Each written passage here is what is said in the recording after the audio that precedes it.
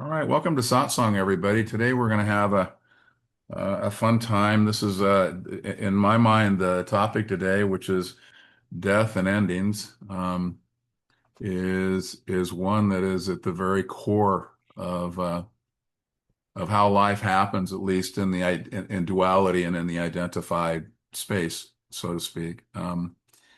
And so I pulled a couple pieces out. I'm going to do what I normally do. I'll just walk through them slowly.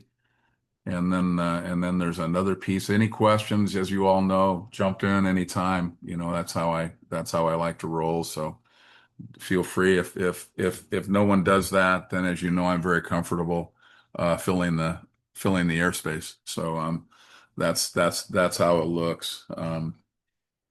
So so anyway, the first piece that I wanted to get you guys is we'll do it. We're actually going to go and do a piece that we did before, but we're using three of Jean Dunn's books. So Jean Dunn was the one that was mentioned. So I Am That was written.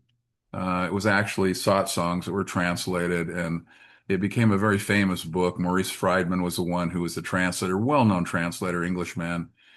And but what people don't know is that later in his life, and Nisargadatta had a bit of a shift in how he was teaching. He was actually demanding a lot more from his students. And so those satsangs, read really a bit differently when you work with them. And so Jean Dunn did exactly the same thing that happened in I Am That, which was she took some recordings and then they translated the recordings and it produced three books. And those books were the last 3 years of Nisargadatta's life. So he passed in September of 81. So from about 70, was, 79, 78, 79, 79 to 80 and 80 to 81. So that 3 year period. And so when we work with this material, just understand it may not be something that everybody's read, but it's exact out of the same exact kind of source that I Am That came from. And just if you're interested, those who know that or follow any of the Ramesh Balsekar, Ramesh was a translator and with Nisargadatta for exactly the last 3 years uh, of his existence. And so this was these are the satsangs that he would have been translating as well. And if you remember, he was a bank president that went to the London School of Economics. And so I guess he was considered the best technical translator, even though there were several who had been there before him. But um, so anyway, we're going to just do run through a little piece, December 8th, 1980. So remember, this is 9 months uh, before he's died. And that's why I thought this was particularly a good piece, because you're going to hear a little bit. He's going to talk about the fact that he's sick. He's recognized. He's talking about that. He said, so Maharaj says, I'm talking about the consciousness which works through this body at the moment, but which is not visible. This consciousness is not limited to the body, but is universal consciousness. So he starts out immediately with that, which is to say, it's within ourselves that we assign consciousness, which is universal, to just the body mind we occupy. And that's how the sense of a separate individual arises, right? And we hold that as an internal story. He says, I can't speak of anything else now. That's, as I said, he's 9 months. His cancer, he had throat cancer. Now that should come as no surprise, as he was 84 and had been smoking beedies his whole life. In fact, he manufactured them. So the fact that he had throat cancer would have been, maybe predictable. He said, a person who is already dead is not worried about anything. And that's once the universal sense is recognized in a certain way, who you think you are becomes dead. And when he says that, all he's saying is that it no longer is played to, it's no longer a concern. It's not a leverage in your life when you recognize that that's not you, but simply the story that you have always believed was you. The freedom is immediate, right? So he says, whether people like it or not doesn't matter. Perhaps you may be getting some blessings, some benefits from listening to my talks. I don't know. All of my actions are the actions of universal consciousness appearing to work through this body. I do not remember something from the past and then act. It is all action in the now. Okay. Questioner, where does consciousness come from?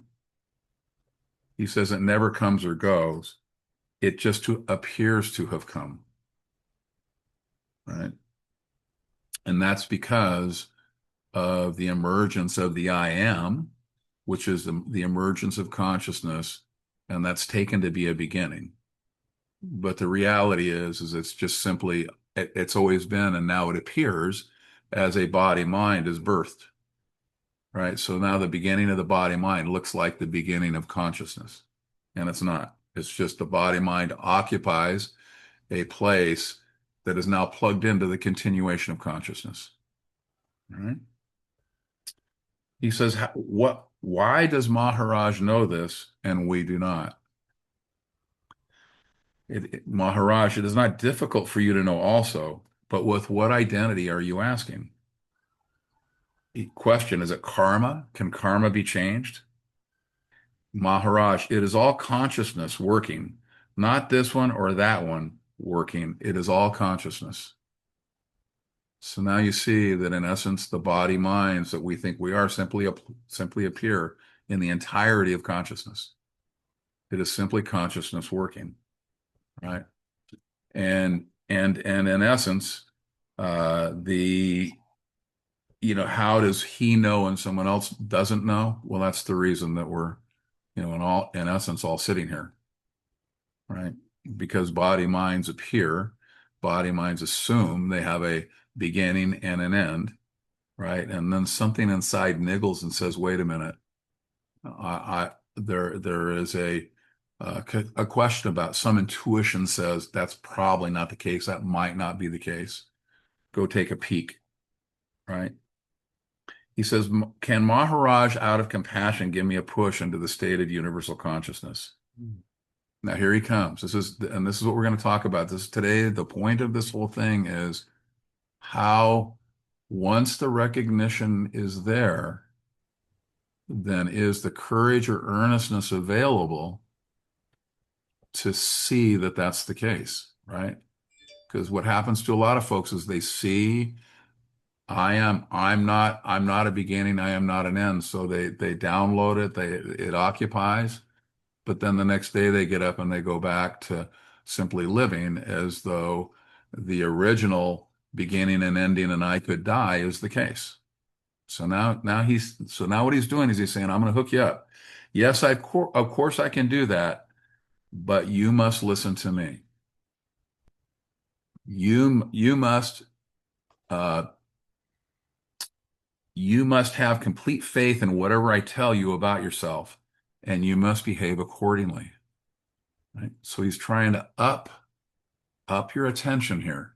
In other words, if you want me to give you this secret, you need to really apply, in other words, pay attention to this particular piece. He says, by nature, I'm non-manifest, and yet I am manifested, but I am really not manifested. Can you live like that as the non-manifest? As long as the attribute is there, the quality of the attribute, the I am is there. Therefore, I can speak like this. If it goes away, what happens? The sense of I has come and gone. That is all, but I'm not going to die. One who has rejected this identity will understand. And that's what I said earlier. Once you see the identity, then all the leverage in terms of how one's behavior needs to conform with that identity, the possibility is for that to disappear, right? Maharaj said that he is not going to die.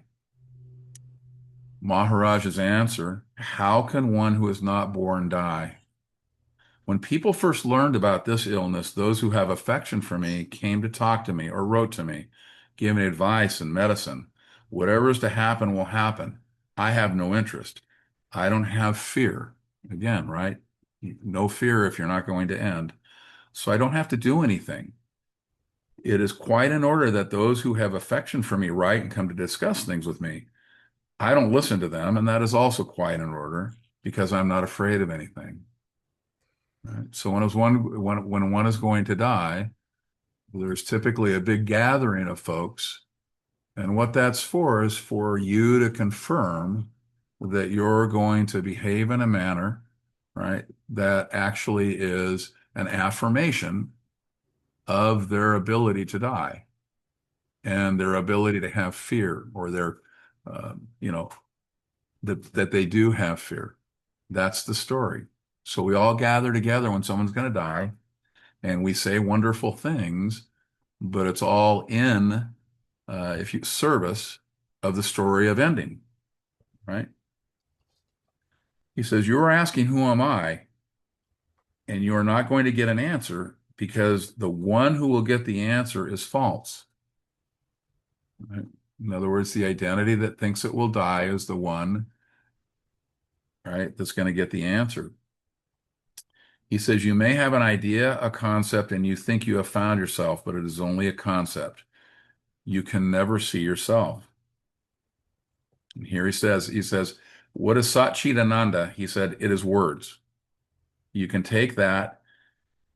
Satchitananda is the limit with which your mind can describe of that state, which cannot be described. Your true state is non-manifest. The manifestation comes and the words come. The one who experiences Satchitananda is there before the experience. Right? So this is him speaking as he's getting ready to, as he's getting ready to pass 9 months before. Right. So let's go to Seeds of Consciousness. I wrote some nice excerpts because this also comes at the end this is out of Jean Dunn.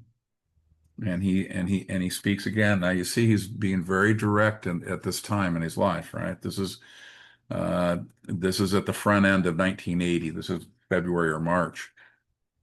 He says, the consciousness that you feel, the sense of I am, has appeared. It was not there before the body. One day it came. You did not create it. It came spontaneously. Now remember, we've talked before about the difference between pure awareness and the I am, right? So pure awareness ultimately is consciousness at rest, and then there's consciousness in activity, right? So the I am is the emergence of consciousness and activity. So that part of consciousness, that extension, has a beginning. Earlier I said it was always there, which is true. Consciousness at rest, the non-manifest, is always there and will always be there. So don't get confused that those two, because we talk about both of those things happening. One has an end, a beginning and an end. The other does not. He says, this consciousness, he says, one day it came, you did not create it, it's come spontaneously. This consciousness depends on the body. The body is formed from food. It is the essence of the five elements. When the body is no longer sustained, this consciousness will disappear. Right? So you think about when a child walks into a funeral, walks up to the casket and sees an adult and immediately says, I can see the adult, but he's not here. He or she is not here. The child immediately recognizes, right? This is not the who I knew, right, isn't here. He says, now it's interesting that as adults, we have to kind of relearn that innocence, don't we? That child consciousness, if you will. The you that's always there, always will be there. You know, it's when I say, you remember you were at your 5th birthday party and you were at your 50th birthday party, and that was the same you. Right? That's the part that never changes. He says, so that which has appeared must disappear. That's the law, but you are not that. The mistake is this: you take yourself to be this consciousness and you say, I am, then I am this, then I am that. And the moment you identify with the I am, you accept birth. And with birth, death becomes inevitable. But prior to this I am, who were you? Were you absent? Or were you beyond even the idea of presence? This is the point to understand. The I am is time bound. It has a beginning, it will have an end. That which knows the appearance and disappearance of the I am, that is who you are. Do not try to understand this intellectually. Understanding is in the realm of the I am. It is part of the illusion. Stay with this sense of being if you must, but but know this, even this beingness is temporary. When the body goes, the I am will go, but you are prior to that. You were not born, you will not die. Birth and death apply only to the body and the consciousness associated with it. The absolute has no coming and going. You are that absolute, right? So you see how that you see he's stressing exactly that part of what's going on. That's what he's after when he's talking about this. So you can see, I am, the sense of I am, then you fill in the blank, right? I am that. And then you extend it and you say, I am that which can end, right? And that's what the identification for most all of humanity is. I am that which can end. So it's always fascinating. It's so important, this I that you think you are, that it becomes what matters in most cases, right? It's like that story we told about Buddha when they said, who wrote that? And he said, well, if I told you that it was, if I told you that it was me, you would worship it. If I told you it was one of my main uh, priests, he said, you'd worship it, but not quite as much. If I told you it was just an acolyte or an early learner, he said, you'd say, I don't pay attention to that. And he said, if I told you it was from the cook, he said, you wouldn't pay attention to it at all. And the response comes from the disciple. He says, so what should I do? He said, well, first of all, I would read it. In other words, where's the attention when you ask that question? It's not on what it is. It's not on the message. It's on who gave me the message. And that becomes more important than the message itself, right? So my advice to you is absorb the message. And there you go. Now today, I don't want you to I don't want to get confused, because when I talk about taking the challenge to make this part of your life, the fact that you understand that you've always been and you always will be, and how that diffuses most all of the leverage in the identified life. In fact, it diffuses all of it. It sounds like I'm asking you to do something, but all I am is consciousness speaking to consciousness and saying, pay high attention. That's all. No effort, no work. Pay attention. And once you have paid attention, don't go back and continue to pay attention, because consciousness will do all the work. In other words, there's no meditation, there's nothing to do other than to hear that in order to onboard this particular one, that there needs to be a sharp focus of attention and awareness. And there's a reason for that, and that is because the fact that you begin and end, and mainly the ending, is a piece that's embedded in almost every activity that we do every day. So I would say the seduction of duality, the seduction of identification would drag one back in, even when they've embraced or they've understood or onboarded this sense of things, right? But it's not even the seduction, it's the absolute clubbing, if you will, because it's so much a part of every single moment. You could hardly call it a seduction. It's an outright assault, and that's how we live every single moment. And actually, we'll get to this, and we'll actually talk about this later. But if you look at how today's world is delivered, right? It's delivered with all the levers, right? So now we have social media, and we have, everything has a design to it that's intended to both trigger the sense of ending and then monopolize on it. How do you sell things? Fear. How do you get folks to behave or act like they should? Fear. Right. That's what's happening. That's what death is about. I could end. Right? So Alan, so Yeah. when you say that all one needs to do is to pay attention, Hmm. so when we say pay attention to what? Is there a what? So let me just say this. As we normally move through life, we have the story of I am Joseph. I started, I can end. And I'm really old now, so it's going to come pretty soon. Uh, so I'm not going to be, Sachit over here has got a lot longer, probably, if we think about runway than Joseph does. So if he's afraid, you should be really afraid, right? That would be how we would, that's the story that we play, right?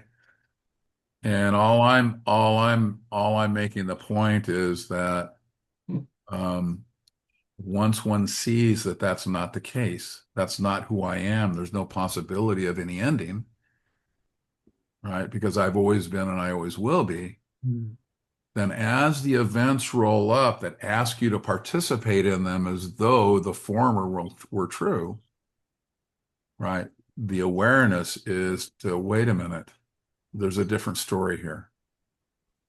And then you get to go through all of the feelings like, well, the body mind passed, and the essence of that, of the essence of Joseph still is, if you will, because it's the universal. It's the same as the essence of Alan and the essence of Brad and the essence of Ron. It's the same essence, right? So that continues on. So what's it feel like when that's the story that's playing and everybody's asking you to do all of the genuflections of death or any other ending for that matter, right? You fail an exam, that's an ending. Think of everything gets turned into an ending, right? In our world, right? What happens when everything is seen not as an ending, but simply an event? Hmm. And then you have to go through the guilt of saying, oh my God, I'm being irreverent and not paying attention and all. This person's going to die. And when I actually look at it from the second story, all there is just pure love because we're just simply going to move along. And I'll remember the stories of that wonderful person. Those are in the mind, and that's a wonderful thing. But, right, do you have to do grief? Now, grief may arise, and I'm not saying because the body mind has its particular habitual pieces, and that's a wonderful thing, right? So it's not to say that that might not happen, but pay attention to the whole thing because you'll notice that you have been basically signed up to play the oh crap, it's ending. I need to demonstrate what it looks like when a human being sees an ending. Hoodwinked. I roll now. That's part of my identification. And that's what I'm saying is that consciousness is simply speaking to consciousness and saying, there's another way, pay attention and see. How does it feel now? How does it feel when that's recognized in a moment that used to never be recognized? And what we did was this kind of mindless grief. Right? What happens then? So that's where I see this beautiful opportunity. And we call that a living understanding, to be honest with you. It starts as a story, right?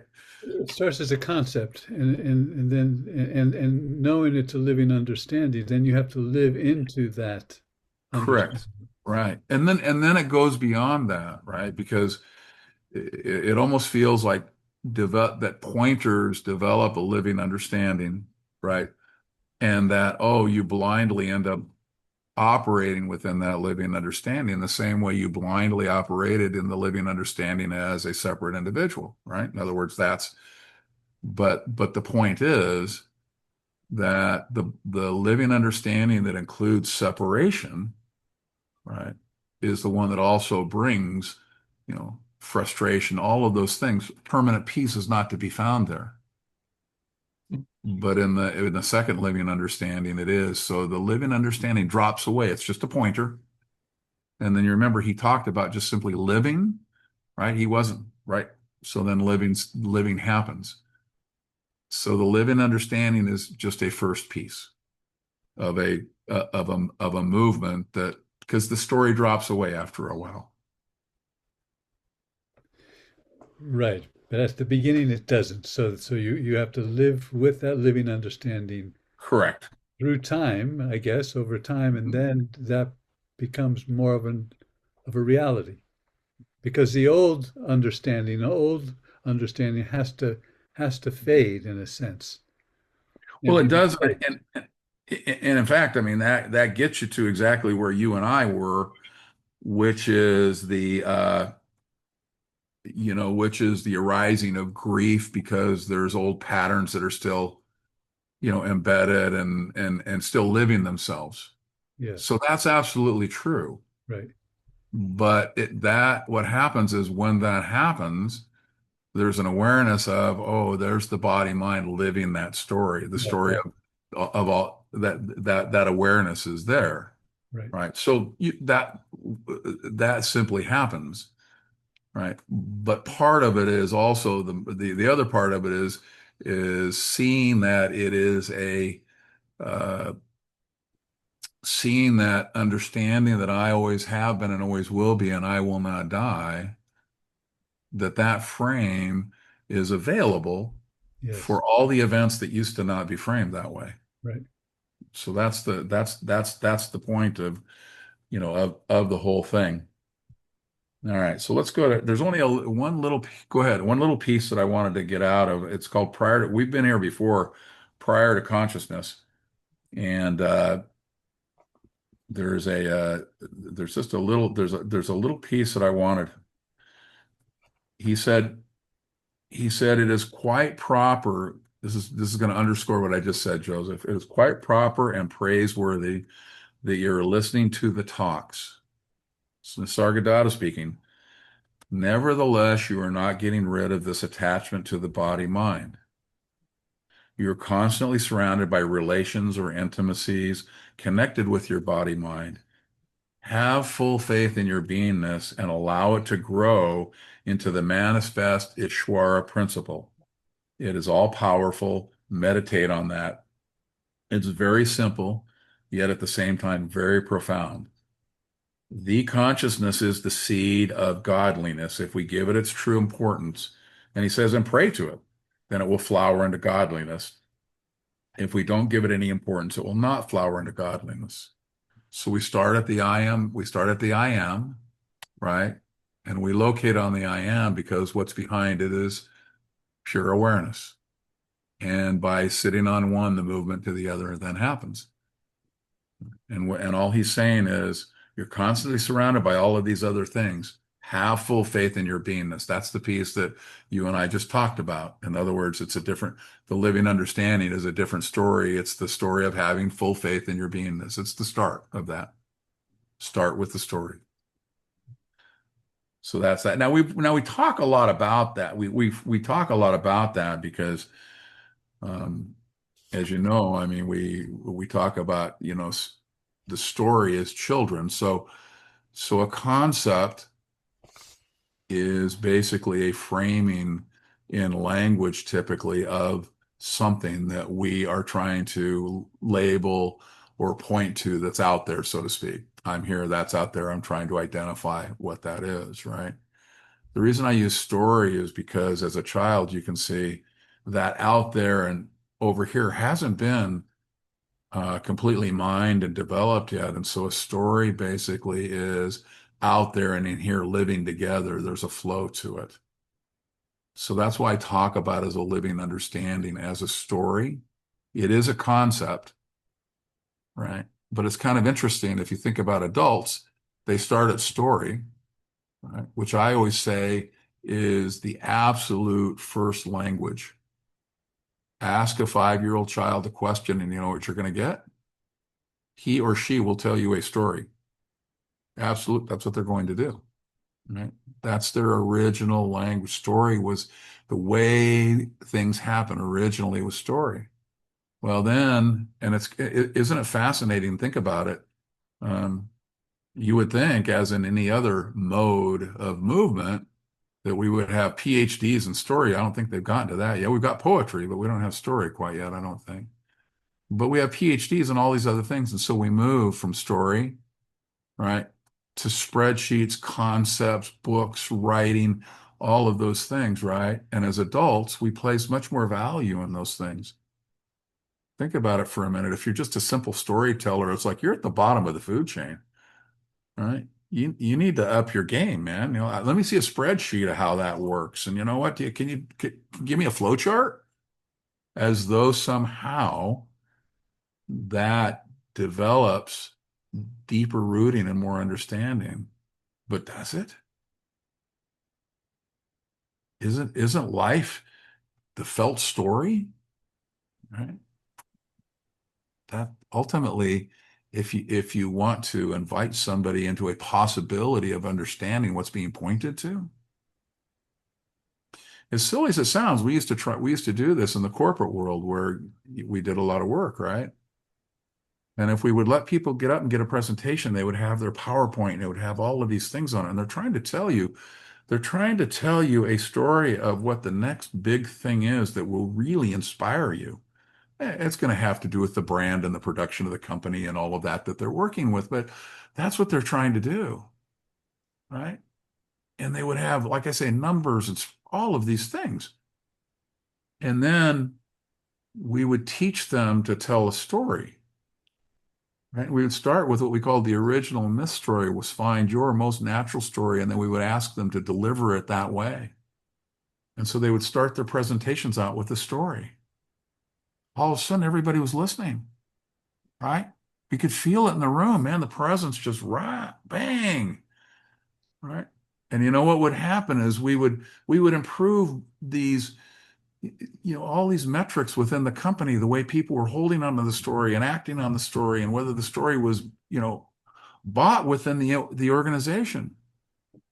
And everybody go, what a great thing. We would leave and come back 6 months later, and you know what they were doing 6 months later? They weren't telling stories anymore. They were starting everything with a spreadsheet or a technical explanation or a flow chart or what the heck ever. See, we go back to being adults. That's what we do. So be aware of that, right? So that's all I was trying to say is, it's very simple and at the same time profound. That's what he says. The consciousness is the seed of godliness. If we give it its true importance and pray to it, then it will flower into godliness. And if we don't give it any importance, it will not. Yeah. Hold on one sec here.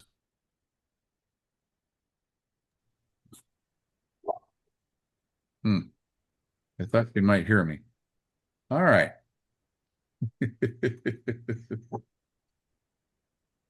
All I right. think So the let's thing move is, on. Go ahead.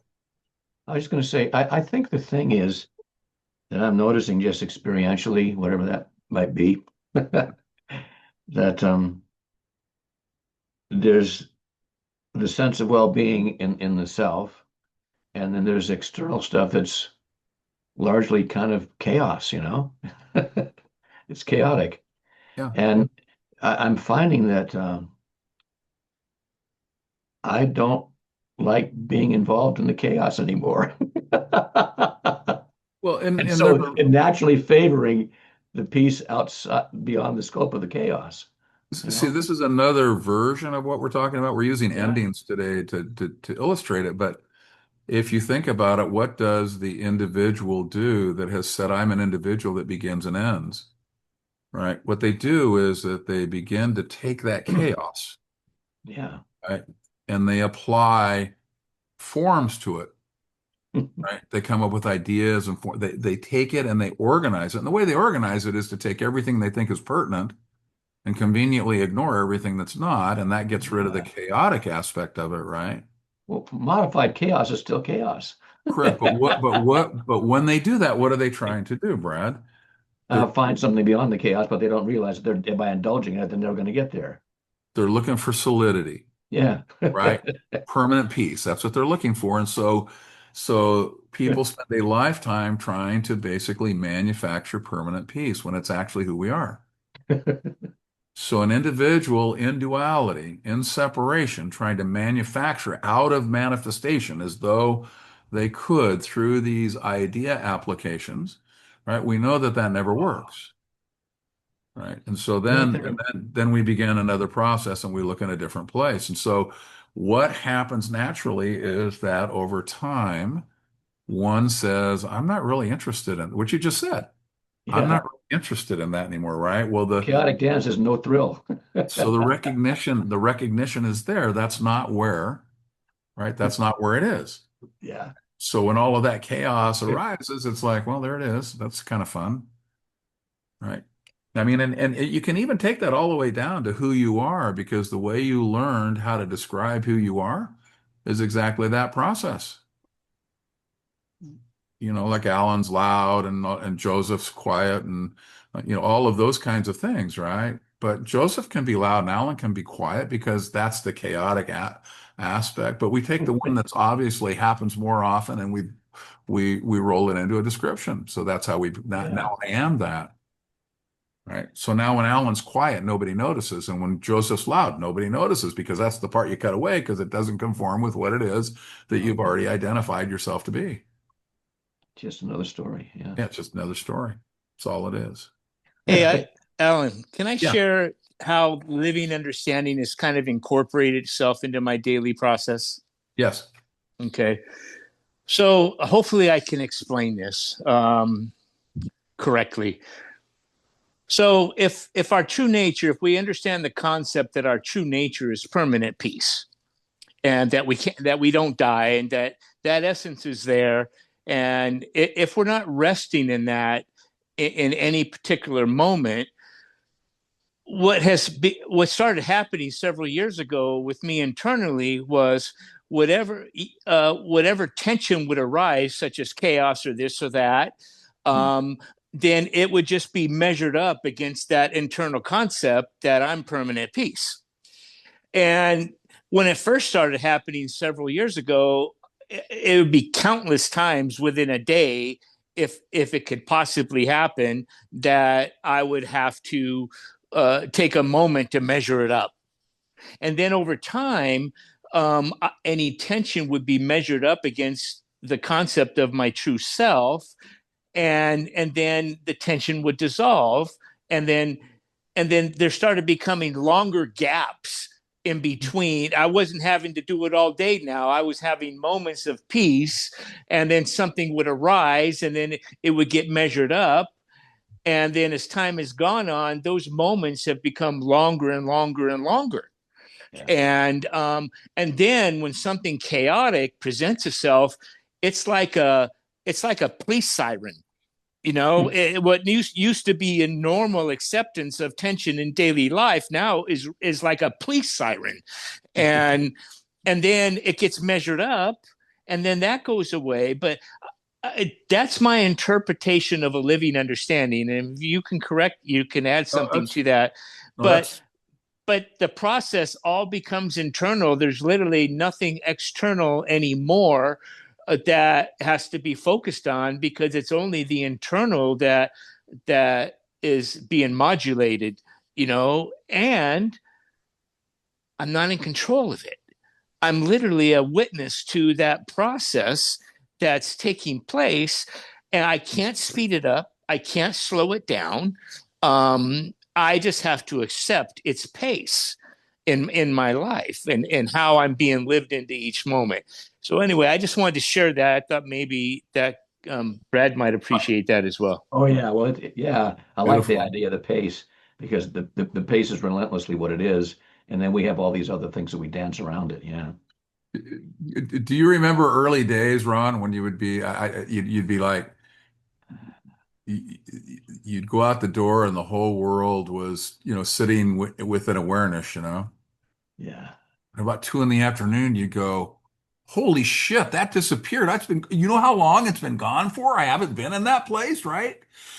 And how, how do I get that back? And now I just chuckle at that because, Ron gave a beautiful description. It actually develops on its own. It's consciousness speaking to consciousness. but I remember in the early days, it was like, holy cow, I had it, and it was gone, and it was gone for way too long. Yeah, yeah. And the other thing is, and Alan and I have talked about this, Hmm. is I don't really see Alan there much anymore. I don't, it's not Alan personally giving me instructions or talking to me. There's really no Alan there, because what comes through is can be so precise sometimes. Alan really wouldn't be able to come up with it. You know what I mean? It's like such a perfect interruption that is like, how does this happen? And then I just, yeah, it's like there's no Alan. It's just consciousness speaking to me through Alan. Yeah. All right, Yeah, guys. buddy. Yeah, So now I'm buddy. going to go through the piece I read this week. This is a lot of fun here. So, death and the fear of ending. It says a guru who helps you escape from sorrow by prescribing procedures and methods is not an enlightened guru. A true sage requires that you face your sorrow so thoroughly and intimately that it disappears in the very understanding of itself. Mhm. So the story of grief, right? The dissolution. I sat with Maria in what we all knew were her final moments. We had never explored anything spiritual together. There had been no teaching, no satsangs, no discussions of consciousness or truth. And yet, this Mexican woman who had always simply loved me, that was the thread between us. It needed no explanation. She looked at me directly without hesitation and said, I know you understand something about what I am going through. Tell me what I should do as I go. There was no philosophy available in that moment, no structure to lean on. This was not satsang as I had known it. This was where everything becomes real. I paused and then smiled as I always had with her and said, Maria, go to that place where your love comes from, where you know you are. Can you find that? She nodded. Stay there and see if you can watch your mind as it spins its thoughts. Again, she nodded. Your mind is of no more use to you now. It will continue to speak, but we'll simply watch it. We are no longer there. We are where the love comes from. Silence settled. Where we are now is what you are, what you have always been, and what you will always be. Does not die because it never began. She smiled. This is the safe place. We stay here. No more speaking, just watching. And so we sat.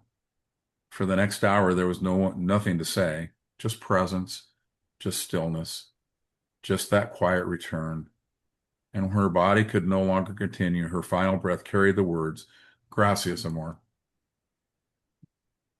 Let's be honest, we know at least intellectually that who we take ourselves to be is a story, a constructed identity, a narrative built from memory, conditioning, and interpretation. We can even say it's not real. It's an illusion. And yet, beneath that understanding, something deeper remains, a felt sense, an assumption, a conviction that we actually exist as a story. And from early childhood, we learn something else. This story ends, not theoretically, inevitably. And when we allow that recognition to land, not as an idea, but as something felt, the deepest fear arises, the primal fear, the root of all fear. I may not exist. Every other fear is an extension of this: failure and ending, rejection and ending, loss and ending. We attach fear to any situation that even carries the hint of disappearance. It is the most efficient mechanism the human organism has. It sticks to everything. But what happens if we begin not tentatively, even tentatively, to walk in the same direction that Maria walked? Not philosophically, not conceptually, but directly. We begin to notice something very simple. What we are cannot be found as something that ends. At first, this appears as a recognition. I am not the body. Then perhaps I am awareness. Then perhaps something quieter. There is no I to locate. As this deepens, something extraordinary happens. The mirror begins to clear, not gradually, not as a process, but as a falling away. until finally there is nothing left to see. And in that nothing, there is a strange and undeniable clarity. We are that, not as something, but as the absence of anything that could end. That is why this recognition feels so profound, because it appears to dissolve the root of fear itself. The fear of death collapses because there's no one left to die. And yet something curious happens. Many hear this, many understand it, many even feel it deeply, and still it does not seem to stick. Why? Because this is not about understanding. It is about courage, and even more than courage, earnestness. Do you have a willingness to stand in this, to live from it? Not occasionally, not as a retreat, but when the story is loud, when fear is present, when death appears near. The fear of ending is not easily released. It is not satisfied with intellectual agreement. It demands to be met directly. I'm reminded of a story from Robert Adams. Robert, who had spent years with Ramana Maharshi, was once asked to attend a funeral. He was struck, almost shocked by what he saw. The grief, the wailing, the sense of finality. To me, it made no sense. Nothing had ended. Nothing really had been lost. Only the appearance of a body mind had come and gone. And yet, being the gentle and accommodating man he was, he joined them. He cried. He wailed, but not for the same reason. They were mourning an ending. He was moved by something else entirely. This is important to see. Even when the understanding is clear, the body-mind continues. Conditioning continues. Reactions may still arise. Ramesh Balsekar wept at the death of his son. Does this contradict the understanding? Not at all. It simply shows that the body-mind has its own momentum, its own expression, its own unfolding, like a hangover that lingers after the cause is gone. But it fades naturally. So what's the invitation here? Not to deny death, not to suppress fear, not to pretend that something has been realized, but to use these moments. Every time death appears in thought, in memory, and experience, there's an opportunity to turn, not outward, but inward, to the same place that Maria was guided toward, the place where love comes from, not love as an emotion, not love as relationship, but that silent prior sense of being. Rest there, even briefly, even imperfectly, and notice, does that move? Does that end? Over time, something shifts, not dramatically, not as a breakthrough, but as a quiet confidence, a recognition that does not need to be stated. The fear loosens, not because it was conquered, but because its foundations no longer believed. And then something unexpected happens, a kind of lightness, even joy. Not because life has improved, but because the weight of ending has dissolved. Eternal life is not something to be gained. It is already the case. It has simply not been trusted. Many hear this, fewer live it. That is the challenge, not understanding, but embodiment, not concept, but willingness. So the next time you encounter death, whether in the loss of another or in the quiet fear of your own experience, pause, return, feel into that which does not move, stay there even for a moment. And perhaps the next time you find yourself at a funeral, you may still cry, because that is what happens there. But you may also know deeply, quietly, that nothing has ended and nothing ever will. There you go. So that's my piece. Beautiful piece, Alan. Beautiful, beautiful. Really great. Yeah, buddy. So I thought that it would be interesting. I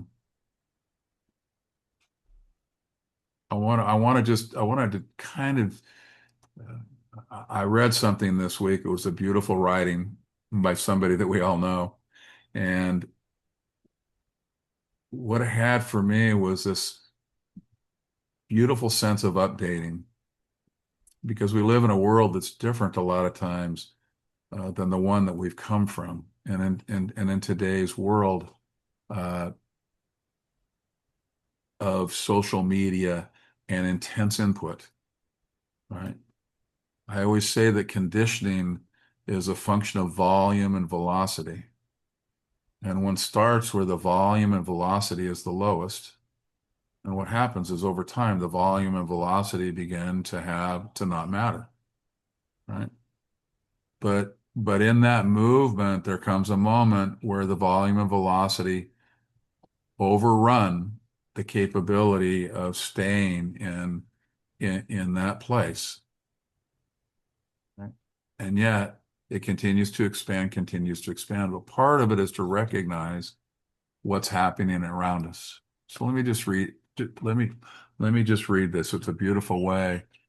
He says, you see, to focus on grief is actually a focus on a temporary biochemical condition in the physical body, and perhaps a cascading series of thoughts, however it manifests in a particular person. But to focus on it without identifying what actually creates is a real deep level of ignorance. He says, for instance, the teachings of Jnana Yoga and so on are very good, but that's really, really advanced. Okay, but that's where we are. So the challenge I'm talking about today fits in this really, really advanced category. He said, but where you're coming from is this. And I continue. Most people are just constantly being re-enmeshed into the physiological through their phone. And they're being controlled by a system that knows what it's doing. Now that sounds almost conspiratorial, but it's not. Right? When you watch a drama, have you noticed how they take it to where the emotion is the strongest and they pull you in, right? And then you become that drama, right? You identify with that drama. You don't think that every drama that's put out in media today, that the creators of that don't know that, right? So death is the same thing. Folks that talk about this piece came from an activism activity, so the idea of somehow dealing with grief and death, right, is utilized to get people to jump on the bandwagon. And you know what? That makes money, right? So just recognize that not only are we being bombarded, but we're being bombarded with some precision. Consciousness is actually really intelligent. So when it bombards, its targeting is exquisite, right? So we just don't have the absolute and the physical, or the absolute and the relative. We have the absolute, the physical, and the relative. And what I think of as a kind of dark platonic ideal zone, the digital doubles of us that have been created and which are intentionally manipulating our physiology, locking us deeper into the physiology. That's why I think Jnana wisdom is very important. But alongside it, we need the little physiological hacks to actually reach the now. So in this one, the author, and that's Gian, by the way, for those who didn't figure that one out, but is saying the physiological hacks in this case might not be what he was thinking when he wrote it, right? Is consciousness speaking to consciousness and saying, don't let it go by. Notice this is what's going on, right? So when I was talking about death earlier in a very simple story form, right, that was one way to speak of it. This way of speaking, it takes into account the actual world we're living in. I mean, the beauty of saying, right, this is basically created in order to get engagement. Engagement of who? The you've always thought you were, the one that begins and ends. What will be utilized in order to trigger this engagement, which we could also call identification? This is an identification triggering machine. Its intent is to basically drop little live hand grenades into your world and have your response develop as what whoever has an idea that there's a payoff in it has created in this little box for you. All the way from the elegant, right, operating system of Apple, because we got to buy Apple or whatever it happens to be, right? To you were looking for sandals, so let's get sandals in there, right? All of it. It's all in there. And in this case, what's beautiful about this writing, and if you want to, all you have to do, you can get this. It's on Substack. It's a long article that's worth reading, but what it does is it just simply points to the realities of today and what happens in the world we live in, because we talk about stories going here, going there, and doing whatever, right? But does everybody get a report every week on how much time you spent on your device? Comes in every week. Take a look at it next week. And then tell me, find the time you spent on this device, right?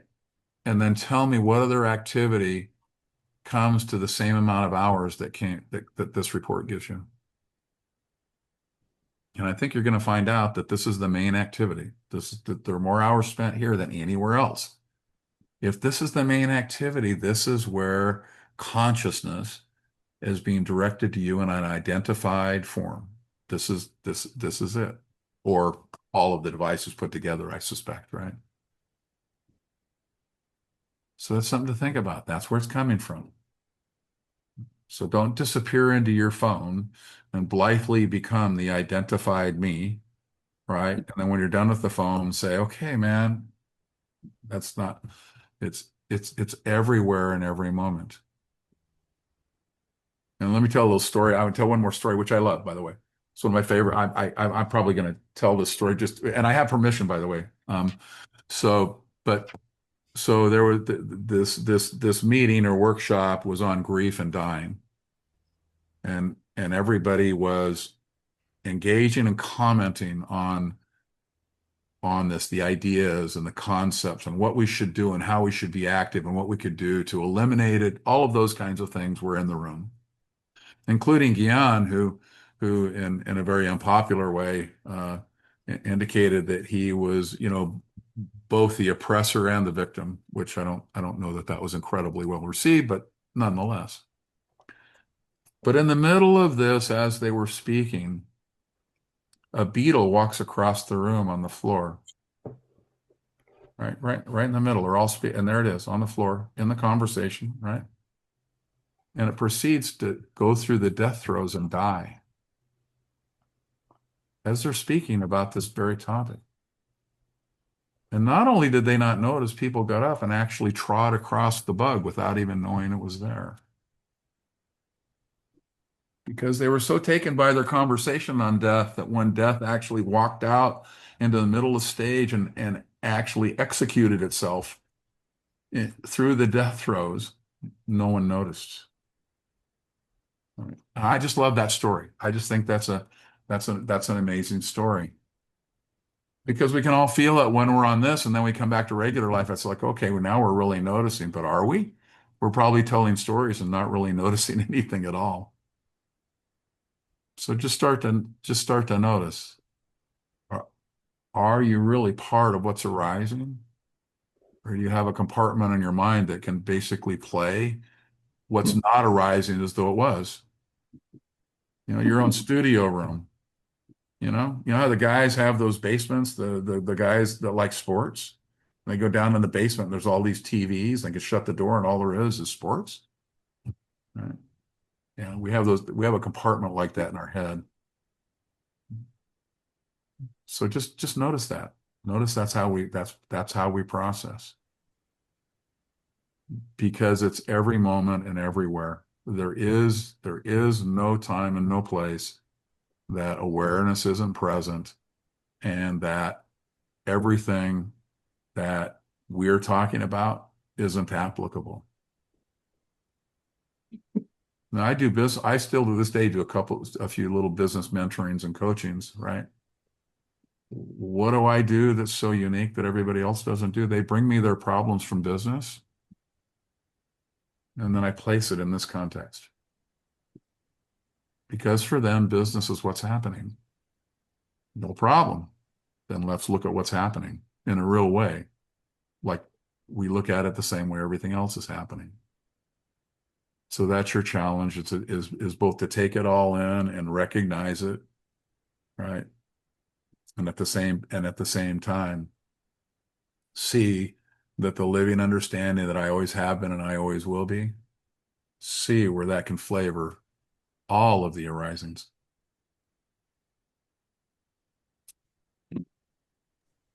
All right. Any comments?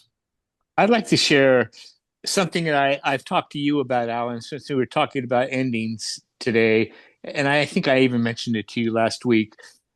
But a statement that Yogananda made that I came across like 35 years ago that really had an effect on my earnestness. And that was, I remember reading his material. He basically just said, you got to want to realize the self more than anything the world can give you. And it really kind of slips right into the ending, because it's like, you got to want it more than anything the world to give you. And if you don't, then you'll continue to be identified in the world, you know?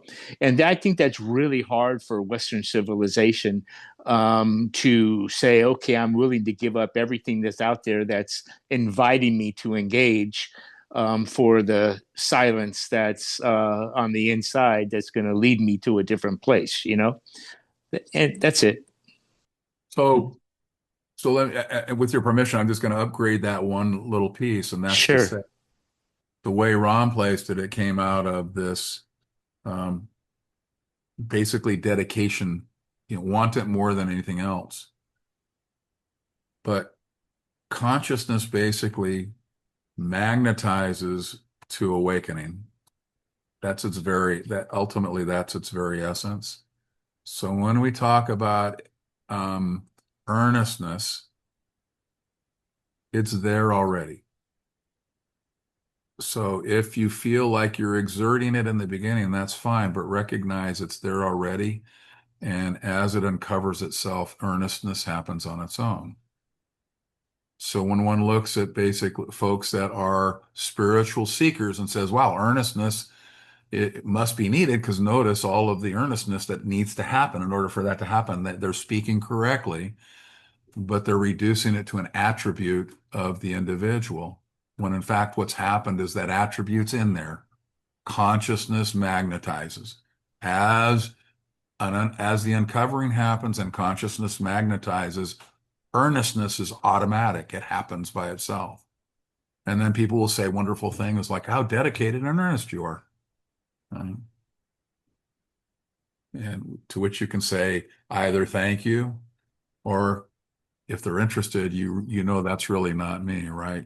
Go either way on that one. Pick your moment to say Thank whichever you. response you'd like. Thank you. You're welcome.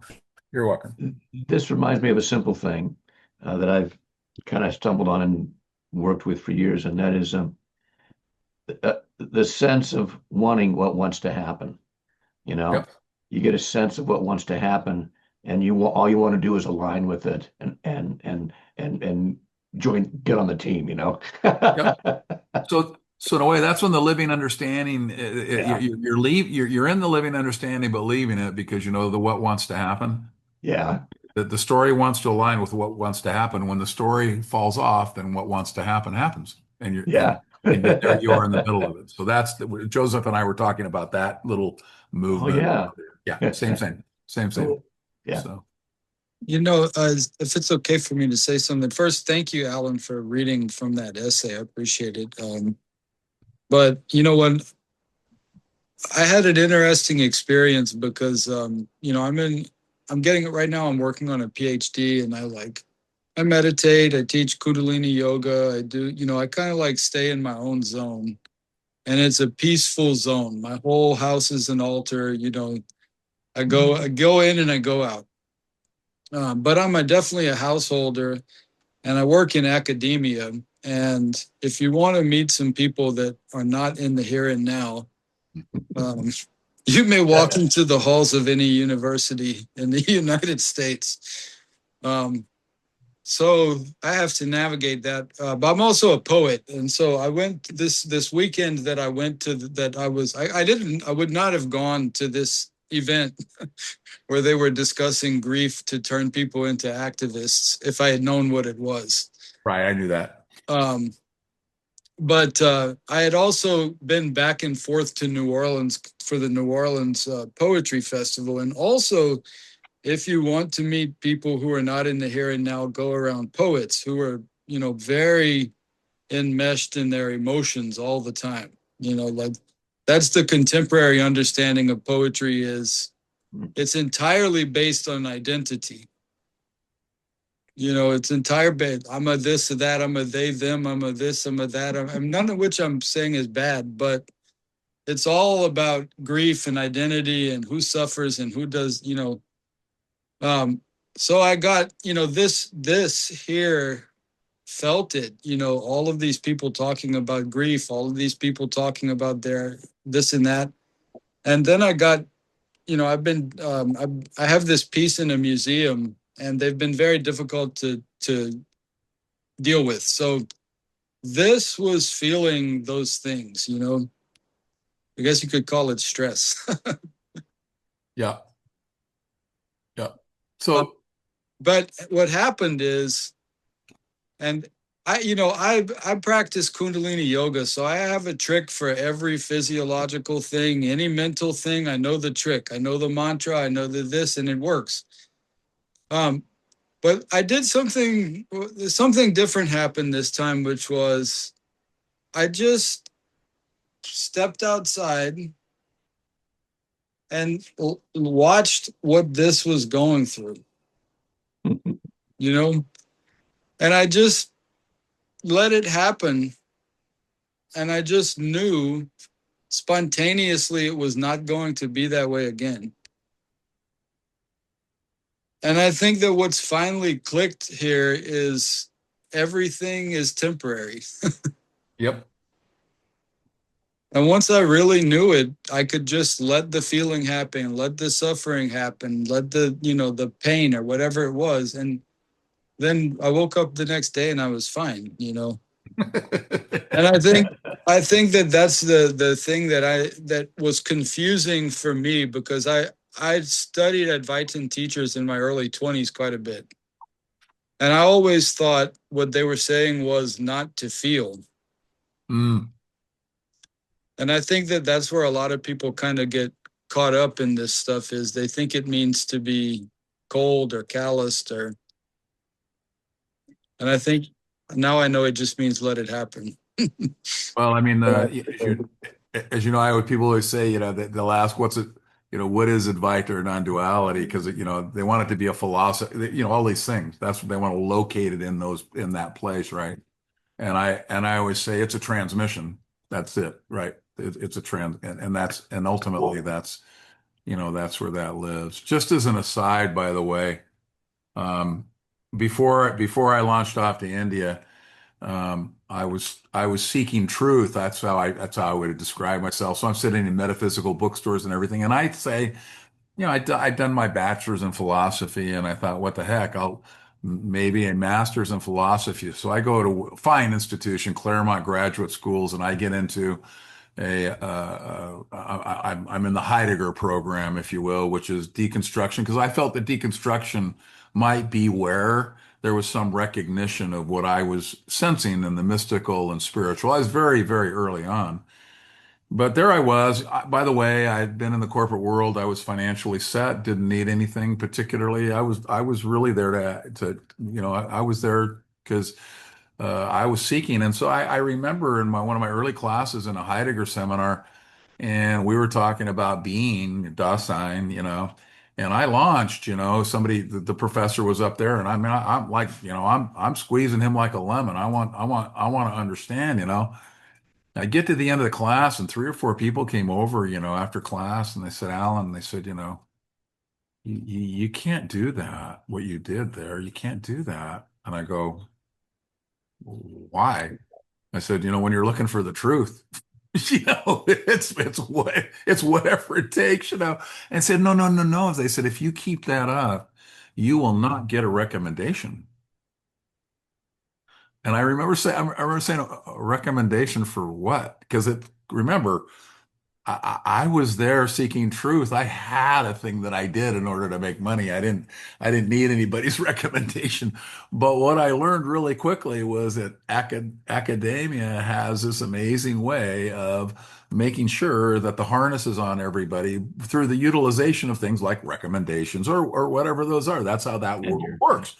And in that moment, I went, well, hell, that's not all that different from the world that I occupy, because that's kind of, leverage and all of that's kind of how the corporate world. So I immediately recognized that, academia was using the same kind of approaches that the world I came from, and somehow in a very Pollyannish way, I thought I could roll in there and ask a bunch of questions and maybe they'd tell me the truth.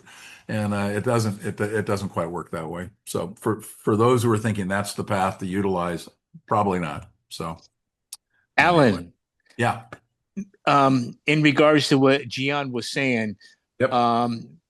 explain to him what you've really helped me with regarding the rise of velocity, the rise and fall, because Well, that concept always helped me whenever I would feel the velocity rise, and I think he would appreciate it as well. Well, I mean, if you listen to what he said, I mean, he was in recognition of that. And we talked about that earlier, velocity and volume.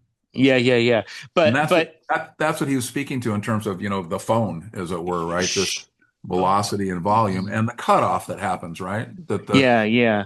the volume of velocity cuts off and throws you back into identification. Now, were you after something I said it? Am I not remembering right now? Well, no, it was just, but Gian, what you said was so perfect and really beautiful.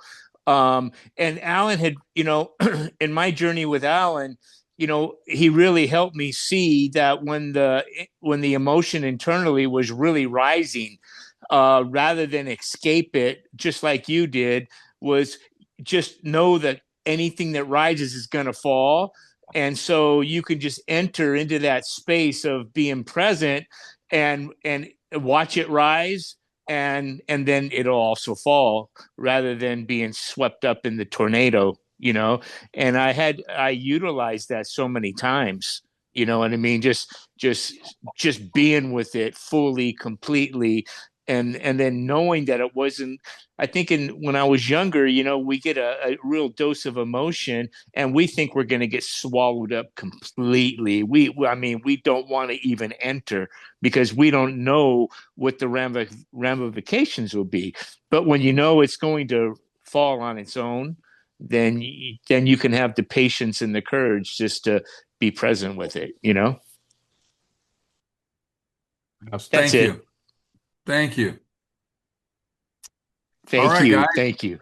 I've actually run over today, haven't I? For me, I mean, this is a longer one today, but thank you, everybody. Yeah, buddy. Really appreciate it. It was a wonderful thing. To the newcomer, thank you for hanging in there with us. I really feel free, come back anytime and every week if you like. We love having anyone who wants to wander in. So, Thank you. and I will see you guys next Thursday. Great. Thanks a lot, Alan. Much love, Yeah. guys. Thank you. Thank you, Al.